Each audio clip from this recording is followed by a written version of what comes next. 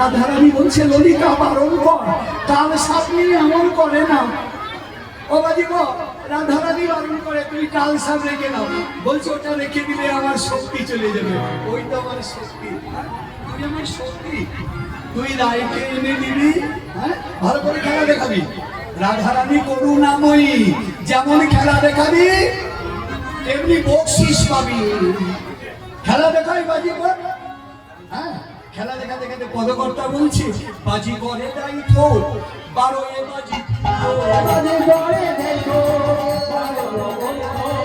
সাপিনীরে যাই তো সাপিনীর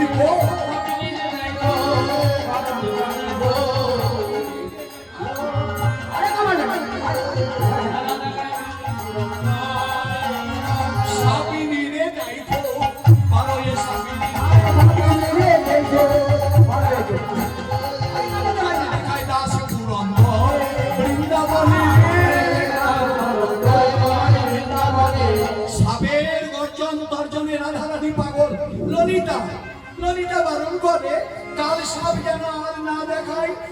এইবার বাজিকর একটা সাপ গলায় জড়িয়ে নেয়, একটা সাপের খেল দেখাতে গেলে খবরদার না, খবরদার না, এইটা লেজ নাড়বি পাল্লা আর মুখে ফু করবি, তাহলে করে মুখে ছাই দেবে।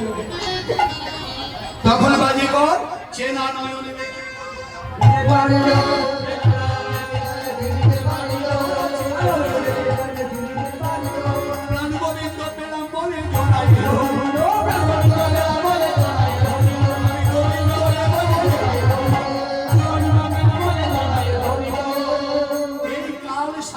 মাথায় বেঁচে ছিল কালিয়া দমনের দিন আমার মদন মোহন।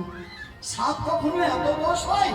গোবিন্দকে নিয়ে সাপটা ওমার বগল থেকে মাথা থেকে একবারে পায়ে পড়ছে, পায়ে মাথা নামিয়ে বলছে গোবিন্দ তুমি বৃন্দাবনে রেখো, তাড়িয়ে দিও না গো।